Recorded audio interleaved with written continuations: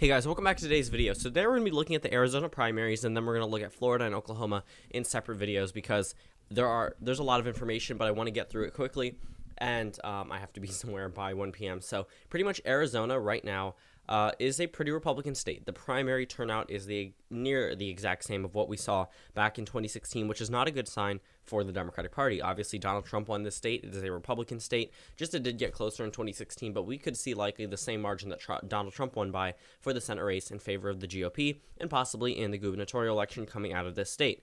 So let's go ahead and take a look. So first of all, my prediction for the governor's race was that David Garcia was going to win, and he did win. And Doug Ducey, of course, going to win the Republican primary. Not as contested as polling suggested, but still not too much of a landslide for the incumbent, considering that he should have been winning by an even larger margin. In terms of the U.S. Senate, Kyrsten Sinema easily won, projected that she would win, and Martha McSally, I also said, would win the Republican primary. So pretty much all four of those races I was correct on, and that doesn't change much about the race. The race is still going the same way it was. There's no upset. There's no surprise turnout, except for in one congressional district where the Democrats think they have a possibility of making a pickup here.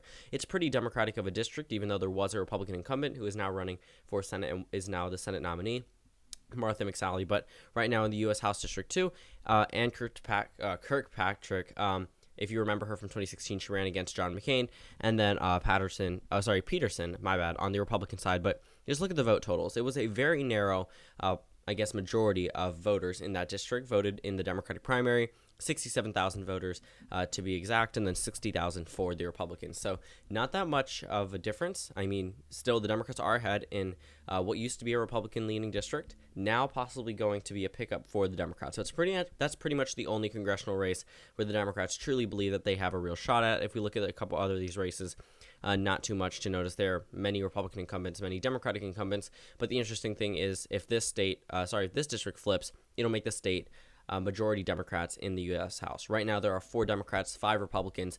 If the second district does flip, then it will become 5 Democrats and 4 Republicans. But let's go ahead and take a look at the United States Senate race. So Kyrsten Sinema and Martha McSally currently they were the two frontrunners before the whole primary process took place, and pretty much Kyrsten Sinema has consistently led in every single opinion poll. Martha McSally has been behind at some points at double digits, but now it's around 8%, 5%. It's obviously going to narrow after the primary and Republican voters and Democratic voters come back and support candidates. But for right now, Kyrsten Sinema leads Martha McSally, but this is pretty much the Senate race that's actually, breaking history. 2 female candidates, ensuring that a female candidate does win the United States Senate race from the state of Arizona. So for right now, Kyrsten Sinema leads, but I expect her lead to drop and possibly a GOP turnover in terms of polling data after the primaries. In the governor's race, David Garcia has actually pulled ahead of Doug Ducey as the incumbent Republican, who's not too popular compared to where he was before, but still a Republican state. I expect the governor's race to actually be not as close as the Senate race. I expect the Senate race to be a lot closer. The Democrats were leading very early on, and they are still leading to this day. But for right now, I think Martha McSally could narrowly edge out Kyrsten Sinema at the end of the day with everything with John McCain.